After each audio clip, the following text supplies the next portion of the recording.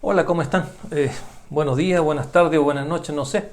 Eso ya depende de ustedes, pero les saludo con, con mucho cariño. Y gracias por estar viendo este video o escucharlo.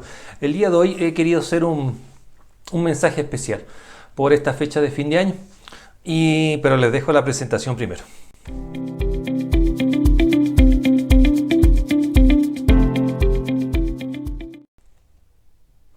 De acuerdo a la presentación que ya vieron, el título de este mensaje se llama El pensamiento de Nehemías. Pero quiero empezar con una pequeña oración. Dios bendito, Padre Celestial, Jehová de los ejércitos, Señor, te encomiendo este mensaje. Haz que este mensaje, bendito Dios, fluya tu sabiduría, tu presencia, bendito Dios, y que ore en el corazón de las personas que lo están viendo y escuchando. Me encomiendo a ti, Señor, en el nombre de Jesús. Amén y amén. Ok, me imagino que todos, o la mayoría sabía o sabe quién es Nehemías. Bueno, Nehemías escribió el libro de Nehemías. A su vez también fue un judío descendiente de los exiliados que estaban en Babilonia.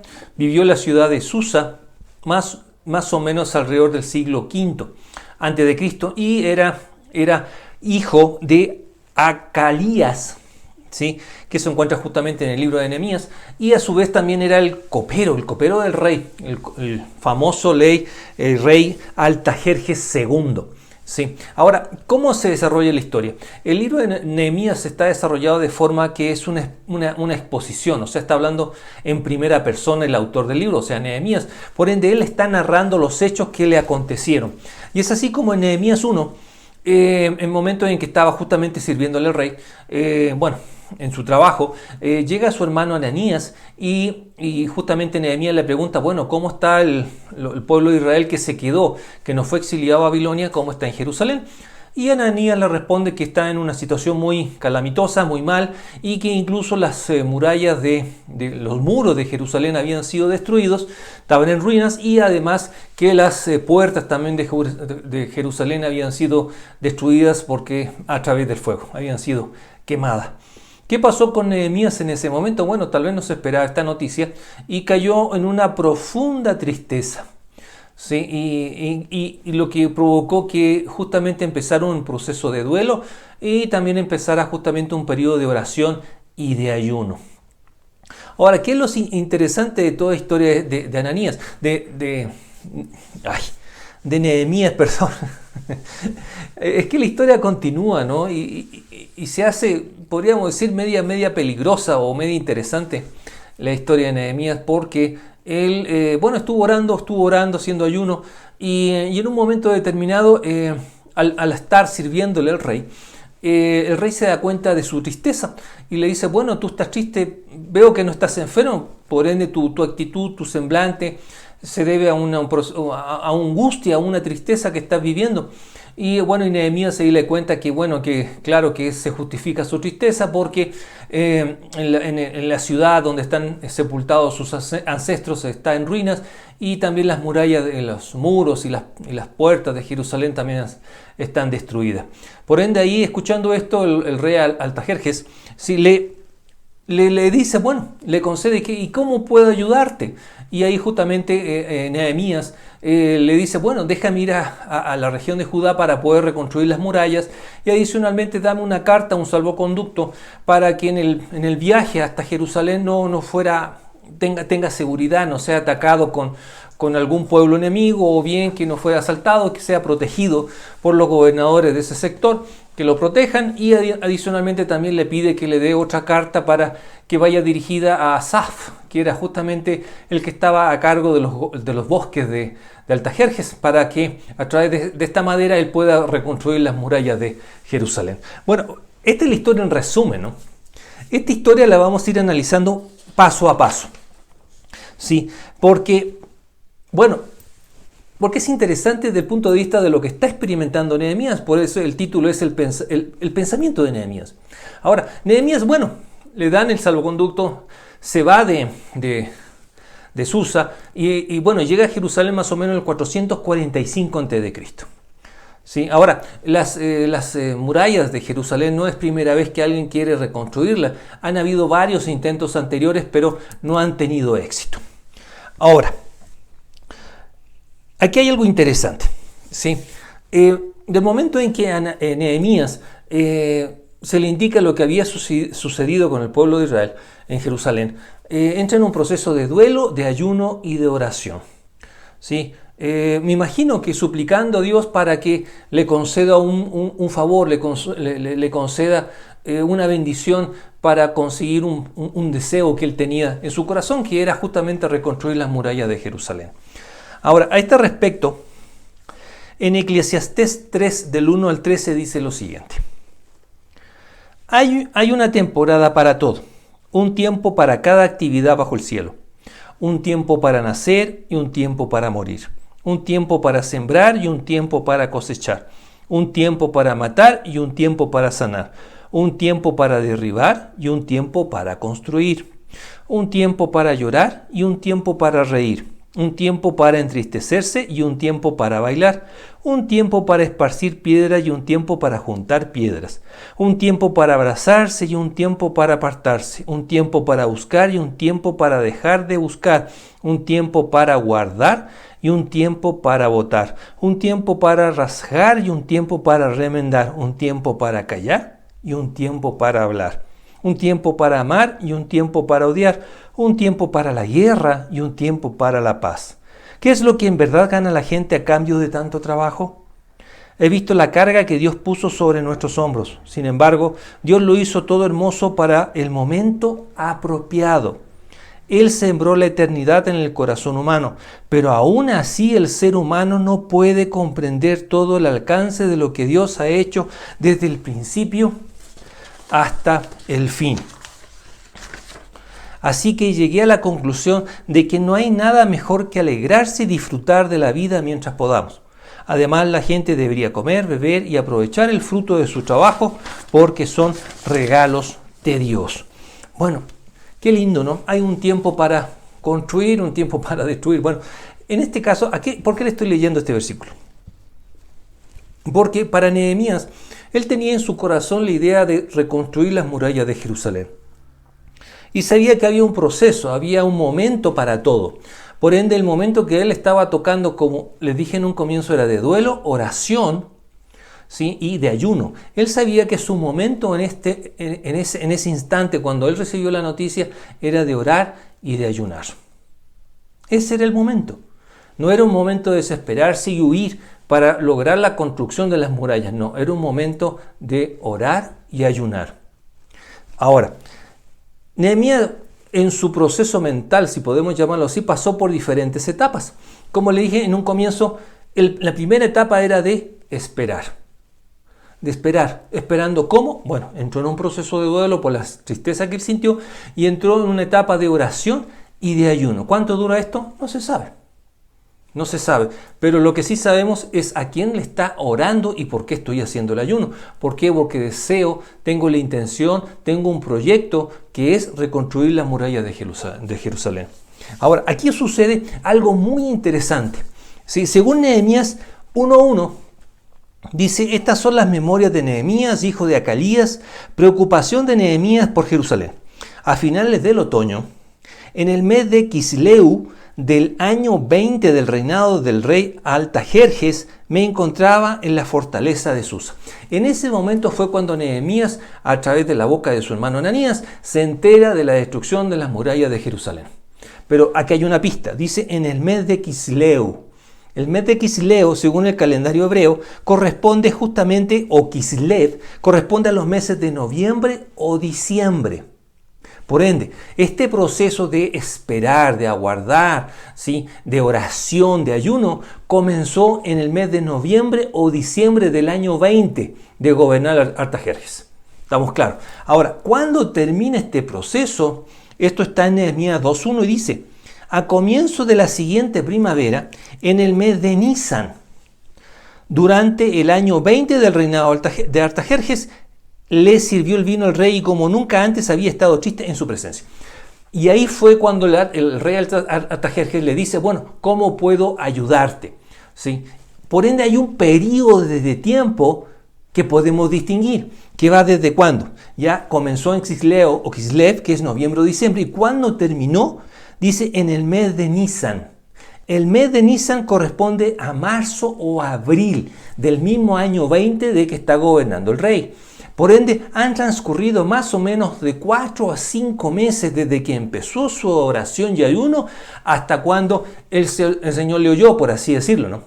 Tuvo 4 o 5 meses de los cuales estuvo esperando Nehemías, ya sea tranquilo o intranquilo, desesperado, como le quieran llamar, pero estuvo esperando en ayuno y oración para que se le cumpla su deseo, su intención más profunda, que era justamente la de reconstruir las murallas de Jerusalén. Ahora, ok, esa es la primera etapa que pasó justamente Nehemías. Luego pasó, después de estos 4 o 5 meses, pasó una nueva etapa. Y esta etapa justamente comenzó ¿cuándo? ¿Sí? Y aquí les cito primero Santiago 2, del 14 al 17. Dice: amados hermanos, ¿de qué le sirve a uno decir que tiene fe si no lo demuestra con sus acciones? ¿Puede esa clase de fe salvar a alguien? Supónganse que ven a un hermano o una hermana que no tiene qué comer ni con qué vestirse. Y uno de ustedes le dice: adiós, que tengas un buen día, abrígate mucho y aliméntate. Bien, pero no le da ni alimento ni ropa. ¿Para qué le sirve? Como pueden ver, la fe por sí sola no es suficiente, apenas que produzca buenas acciones, está muerta y es inútil. ¿Por qué les cito este versículo de Santiago? Porque Nehemías comenzó con un proceso de oración. Cuando yo estoy orando a Dios, ¿es por qué? Porque tengo fe, bueno, obviamente también esperanza, pero es porque yo creo en Dios. Hay un proceso de fe, de convicción y certeza que lo que yo estoy pidiendo se me será concedido. ¿Cuándo? No sabemos, pero será concedido sí, dependiendo de la voluntad de Dios. Y esto lo vamos a ir viendo un poquito más adelante. ¿Sí? Ok, por ende, del proceso de espera que tenía Nehemías pasó a una nueva etapa. En un momento que Dios determinó que fue de acción. O sea, esa fe que la puso en oración, esa fe en el sentido de que el Señor me va a ayudar para reconstruir las murallas de Jerusalén, se concretó. Pero esto equivale a un ejercicio, es una acción, es un verbo. ¿Sí? Por ende, no es suficiente estar orando, sino que también tengo que tomar manos a la obra. Manos a la obra. Ahora, aquí quiero destacar algo también. En Nehemías 2.1 dice: a comienzo de la siguiente primavera, en el mes de Nisan, durante el año 20 del reinado de Artajerjes, le servía el vino al rey y como nunca antes había estado triste en su presencia. Como nunca antes. Esto me está dando a entender que antes sí ha tenido, por decirlo de alguna forma, cara de tristeza, ¿sí? Pero no tan declarada como la de ese día en el cual el rey le concede justamente su deseo. Pero ya había demostrado caras anteriormente de tristeza, pero el rey no se había dado cuenta. ¿Esto es un accidente, una coincidencia? ¿O realmente durante todo este periodo en el cual, que era de 4 o 5 meses, que justamente Nehemías estaba esperando que se haga la voluntad de Dios en su deseo, él obre en el corazón del rey? Porque perfectamente antes el rey vio la cara de Nehemías, pero no se dio cuenta o realmente no le interesó. Pero justamente ese día le ve esa cara de tristeza que hace que él reaccione y le pregunte. Ahora, el problema de todo esto era que en esa época, si es que algo perturbaba al rey, eso le podía costar la vida a la persona que le está molestando, ¿no? O sea, nadie podía afectar la paz del rey. Por ende, esta cara triste, que ya era evidente de Nehemías, podía costarle la cabeza, podía costarle la vida. Por ende, y eso justamente dice el versículo, dice: entonces quedé aterrado. No solamente aterrado porque el rey le estaba hablando, sino que por el hecho de que tal vez estaba siendo molesto su rostro, su actitud, su emoción frente al rey. Pero acordémonos lo siguiente, o sea, fue en ese momento en el cual el rey se dio cuenta de ese rostro, no antes. Por ende, durante todo este periodo de espera, Dios estaba obrando en el corazón del rey. Le estaba ablandando, ¿sí? No solamente en el sentido de que se diera cuenta del rostro, de la emoción o lo que sentía Nehemías, sino que a su vez también estaba trabajando en su corazón para concederle lo que necesitaba Nehemías para la reconstrucción del muro de Israel. Pero, ¿y si Dios no estaba obrando justamente en ese momento? Bueno, tal vez el rey nunca le hubiera preguntado qué le sucede, o realmente hubiera perdido su vida, ¿sí? O tal vez le hubiera visto su rostro, tal vez no le hubiera preguntado nada, o tal vez le hubiera preguntado y nada más. Pero el Señor estaba justamente orando en ese momento. Ahora, El otro punto que también hay que destacar de los pensamientos de Nehemías es algo muy importante que se llama planificación. Porque, ok, primero era oración, luego era justamente un proceso, bueno, la oración, un proceso de espera, venía la acción. De la acción, ¿qué venía? Justamente la planificación, porque no es solamente que el Señor me conceda el favor o lo que le estoy solicitando, sino que tiene que haber una planificación para que con ese favor concedido, ¿qué voy a hacer con él? ¿Qué voy a hacer con él? Y es así que, por ejemplo, en Nehemías 2.5 dice: y contesté, si al rey le agrada y si está contento conmigo su servidor, envíame a Judá para reconstruir la ciudad donde están enterrados mis antepasados. Ok. Por ende, aquí viene la planificación. Porque tal vez Nehemías, si no hubiera tenido, o sea, ¿cómo voy a reconstruir? Si me pongo los zapatos de Nehemías, ¿yo cómo voy a reconstruir las murallas? Voy a necesitar esto, esto otro y esto otro. Pero primero el rey me tiene que autorizar. Pero como él sabe a quién le está pidiendo Nehemías en oración, él se programa o bien se organiza, ¿sí? De qué cosas debo pedirle al rey una vez que él acepte que me pueda ayudar. Y es así como, por ejemplo, el primer paso, ok, si es que el rey llega y me concede lo que yo necesito primerito, me tiene que autorizar para viajar a Judá y reconstruir las murallas. ¿Pero eso va a ser suficiente? ¿Quién soy yo para llegar allá y reconstruir las murallas? ¿Tengo dinero? ¿Tengo implementos? ¿Tengo algo? No tengo nada. Por ende, no. Entonces yo voy a necesitar lo siguiente, porque también el camino hasta allá es peligroso, ¿sí? Y así justamente continúa el versículo de Nehemías, ¿no? Pero esa fue la segunda carta, y la tercera carta es cuando le pide a Asaf la autorización por parte del rey para también talar árboles y con eso construir las murallas. Está perfecto, ¿sí? Pero eso responde a todo un proceso de planificación. O sea, yo antes de orar, por ejemplo, en este caso, pienso, ya, si es que me concede, ¿qué voy a hacer con esto?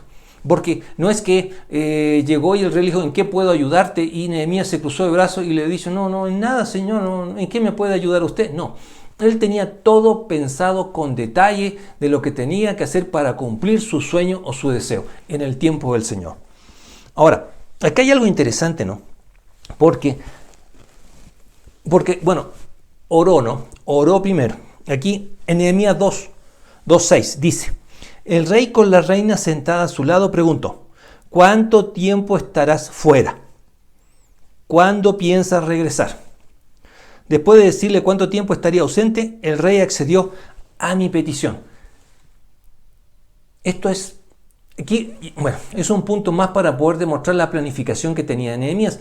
Pero a ver, aclaremos algo. ¿Qué es planificar? ¿Qué es planificación primero, antes de seguir profundizando en el tema? Según el diccionario, planificación es la estructuración de una serie de acciones que se llevan a cabo para cumplir determinados objetivos. La planificación es entonces, en términos generales, la definición de los procedimientos y estrategias a seguir para alcanzar ciertas metas. Si lo vemos desde otro punto de vista, planificar significa anticiparnos a eventos que puedan representar una amenaza u oportunidad. De ese modo se busca reducir los impactos negativos de dichas contingencias e impulsar los positivos. Es decir, planificar no solo significa definir un programa de acción, sino minimizar daños y maximizar la eficiencia. ¿Qué mejor definición para poder ajustarse a lo que estaba pensando Nehemías? Dice, anticiparse a los eventos. ¿Cuál evento? De que el rey acceda a lo que él estaba pidiendo, por ende yo debo tener un orden, yo debo tener una organización para cuando el rey me autorice, debo tener ya todo listo. Minimizar daños. ¿Qué mejor que pedir una carta al rey para que me dejen pasar y que no me hagan daño en el trayecto? Y, por ejemplo, también maximizar la eficiencia. ¿Sí? ¿Cuál es? Bueno, otra carta para el que está a cargo del bosque para que me permita talar árboles. Y adicionalmente también cuando Nehemías llegó a Jerusalén, él se contactó con la familia de sacerdotes y también con 42 familias que estaban ahí viviendo y los organizó para la reconstrucción del templo. ¿Qué mejor planificación que es esa? No es que solamente se quedó en la oración y no supo qué hacer después cuando ya obtuvo la oración. No sé si me trato de explicar, porque muchas veces nosotros nos quedamos en la oración, Señor, concédeme esto. Sí, pero ¿tenemos la planificación que vamos a hacer después con lo que el Señor me está concediendo? Esto fue lo que hizo Nehemías, porque él sabía que se le iba a conceder, no sabía cuándo, pero sabía que le iban a conceder, por ende debía estar totalmente organizado y todo ya en regla para saber qué hacer cuando le autoricen. ¿Qué mejor ejemplo que el versículo que le leí anteriormente? ¿Por qué el mejor ejemplo? Porque el Señor, aquí el rey le pregunta, ¿cuánto tiempo estarás fuera?